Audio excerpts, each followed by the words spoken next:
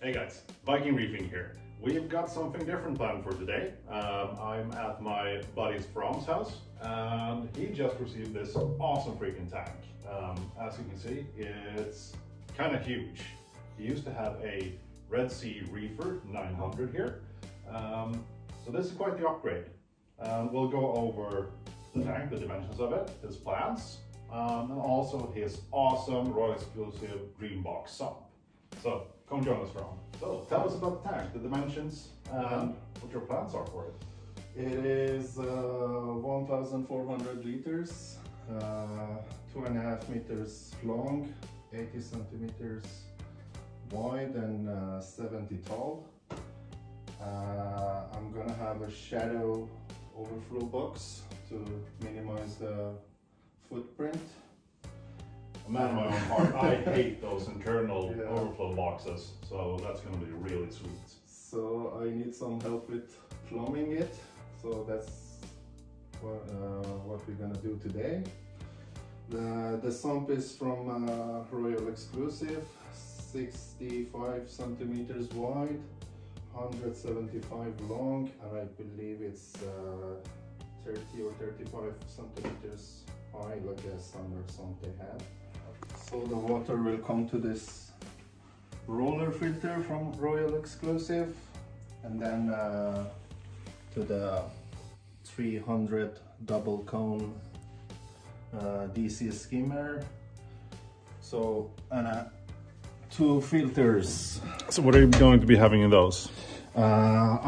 Originally I bought with this 100, but they sent me this 80 instead. So I got this one as a bonus. Oh, okay. So my plan is to have a carbon and some phosphate remover later. In this section I'm gonna have 2 pumps from Royal exclusive as well, and the controllers will sit there for both pumps and the skimmer. And here I'm gonna build some cabinet later on for all the computer and other stuff. Perhaps something from Adaptive Reef.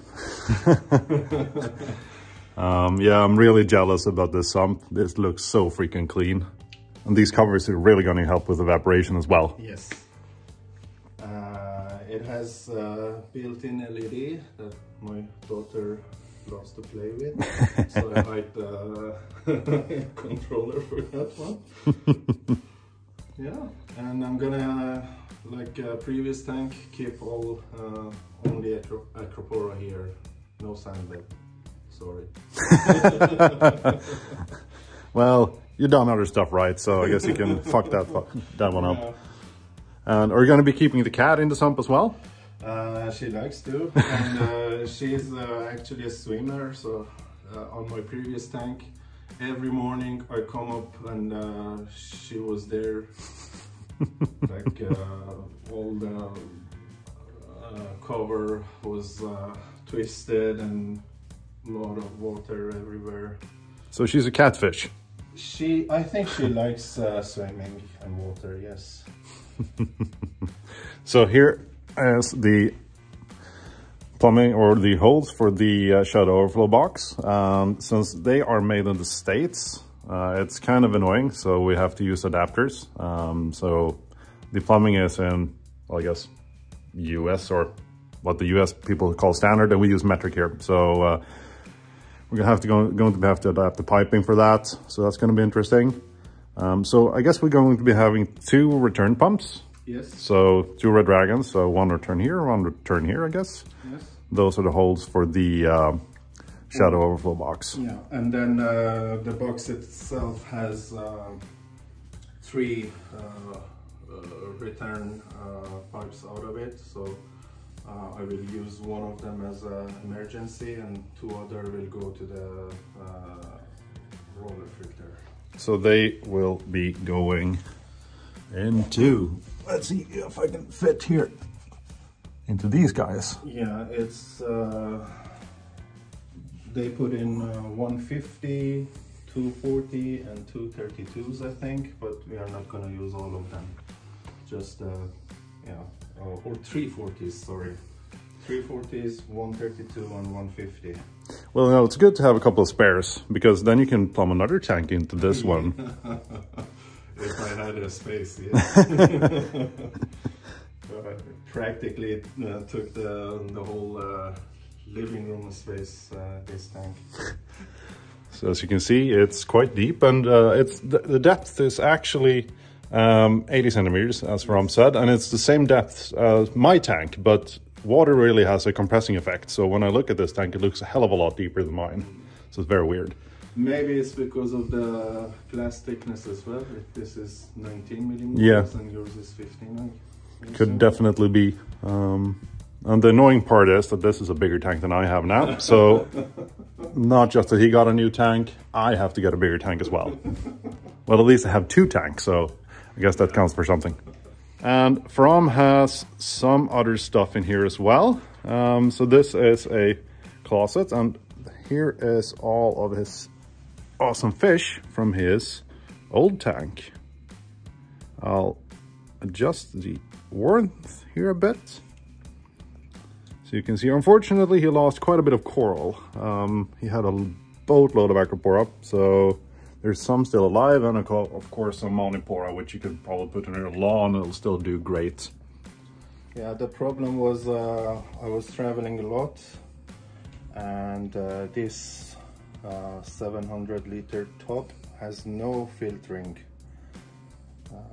So I haven't tested the water in ages, so probably it's all the elements out of the vac. Oh well, corals can be regrown. Yeah, and I think I just lost only one fish, one flame angelfish. That's not too bad. As you can see here, I have some really nice fish. It has a jelly belly regal angelfish here, which is obviously one of my favorites. Whoops, an Achilles and nigricans hybrid, or nigricanthus. Yeah, that's Achilles hybrid. And that's a what are those called? Yeah. Polyzona, yeah. A very nice blonde naso and a bunch of Sconopinipes. I got it when it was just a couple of centimeters, very small, and now it's the biggest fish. So I would imagine that you're going to be very happy when we can get rid of this tub. Yeah. And I would imagine that your wife is very happy when we can get rid of this tub. I cannot wait for that day. And he actually has one more part of his reefing system that we'll take a look at. So in here, we've got a huge water change system. Yeah, two barrels, 200 liters each. I have RO water in this one, and I will mix salt water on the other, and then this is the auto water change. It will take fresh salt water to the tank, took out the old water and pour it into the coral quarantine tank, and then another pump will drain, pull it out. Yeah, so it will change around 10 liters per day. It's not much, but it's around like I don't know, 6-7% per week. Maybe I should dial it up a little bit, but perhaps with a bigger tank or something. But it will definitely help keeping some of the elements balanced in the quarantine tank. I've never had any issue with this tank. There's no fish in it. It's just corals, and yeah, when I want to quarantine newcomers. I've been thinking about doing something, because I do have a quarantine tank for my new arrivals, but I've been thinking about plumbing in a tank for, coral quarantine as well. So have my autumn water changes dump into that one first, and then dump into the fish quarantine, and then just down the drain. So we have some small frags here, but this tank will definitely be seeing more corals in a short while, I guess. I hope so. So let's get to plumbing. We can have a look at the actual stuff that we're going to be using as well. So Faram's wife and kid is on a vacation, so this is a perfect time to be messing around with this stuff. And if you've ever plumbed a tank, you'll know that this crap will smell to high heaven. So good to not have any kids around. As you can see, this is going to be quite a big job. A lot of unions, a lot of like angles and stuff. Here's the actual overflow box. So this is the one that will be sitting outside of the tank. This is Shadow Overflow box version 3. And it came with all the pipes that it's needed to connect it. But yeah, as you said, it's US dimensions. But it's, I believe we will be okay, because the dimension of the 1.5 inch converted to 40 millimeters is just a couple of millimeters. Yeah, it looked quite perfect. We can fix it. Yep. And so the tank will be, the life support will be from 2 of these guys. Yes, this is a Red Dragon 3, 9,000 liters. I believe they don't make any of this anymore. So for the second pump, I got a Red Dragon 5 instead. Yeah, that's the one that I have on my tank as well. I'm super happy with mine. It's a little bit bigger than this one, but yeah, I'm gonna use it on the pipeline that will support the UV and filters as well. So at the end it will be same flow to the probably, yeah. The smaller pump. And there you can also dial them in if there's an issue. Of course. So now we are going to be laying out the plan for this stuff. See you in a bit. So when you're using this PVC cement, make sure to have really good ventilation, because it is quite toxic. You should really be using a gas mask, but I forgot mine at home, so cowabunga. And this sets fairly rapidly,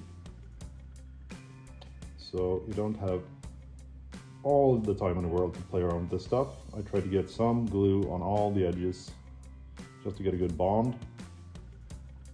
Using more glue is oftentimes better than using less glue, and you can always remove the excess afterwards. So like so. And when you're pushing the pipes together, you don't want to screw them like that, because you can make some like small capillaries in here which can make water leak. So you basically just push them like so. And what I like to do is take some tissue paper and just work the joint a little bit like this to make sure that it has a good seal everywhere, like so. So now it's time to plumb in the fleece roller. That can definitely tell the difference in quality on this Royal exclusive stuff compared to, like, say, Clarity or something like that. It's night and day, basically. So here we go.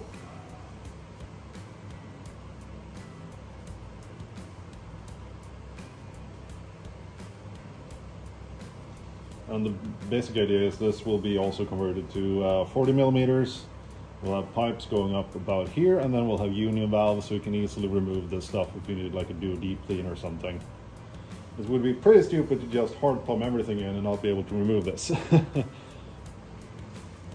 So when you're plumbing PVC, when you cut these pipes, always get a bit of a lip here, and that can be a problem, because when you push like this pipe into a union, for example, it will push all the glue in front of the actual pipe. So what you want to do is that you want to sand an angle onto this thing, and also rough up the surface around the pipe so you get a better bond with the actual glue.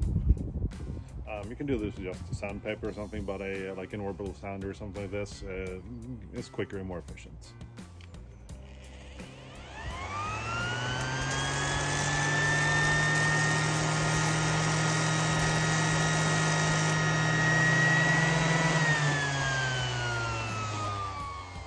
So, you got a bit of an angle on the pipe here, and then you just sand around it to rough up the texture of the pipe.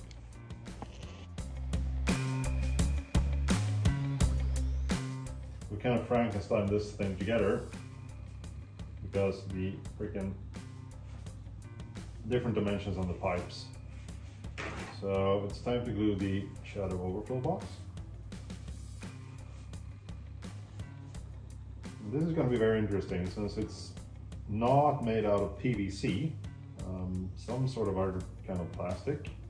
See how it actually comes together. And the fittings it comes with, they're kind of loose. So we're going to be using a hell of a lot of glue here just to make sure that we don't have any leaks or anything like that.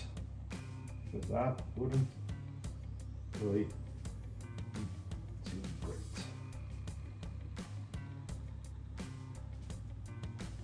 Since this is on the back of the tank, if you got some excess glue, I mean, it doesn't really matter too much. The main worry is that it actually holds.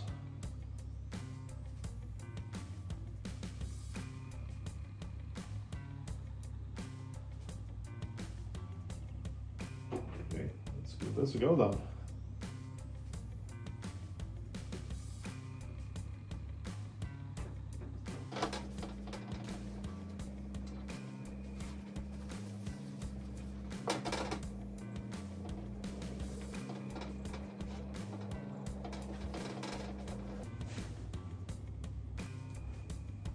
Looks good, I guess. Yeah. Well, crap. I was reviewing the footage between my workout sets, and I know we had one issue, and that was that From didn't buy enough 90s for us to complete the entire plumbing. So we had to call it a day before we got the whole thing done.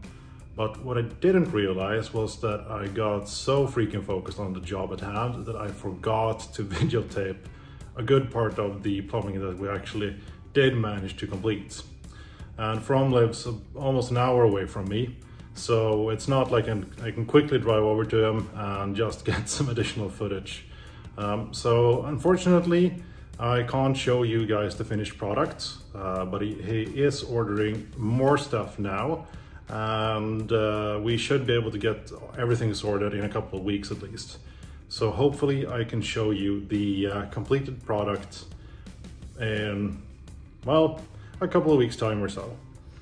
So this was kind of a random ending to this video, but it was fun to show off another reefer setup, and I can't wait to get some footage from when the tank is actually up and running. Oh, and before any one of you asks, he will be using some vinyl on the back pane of the tank, so it's not going to be clear. This is, by the way, my home gym. It's a work in progress, but as a dad to a small kid and a busy work life, this is a lifesaver. So this is where I spend a lot of my time when I'm not reefing. Well, guys, thank you so much for watching. I hope you enjoyed this video. Take care and have a good one. Bye.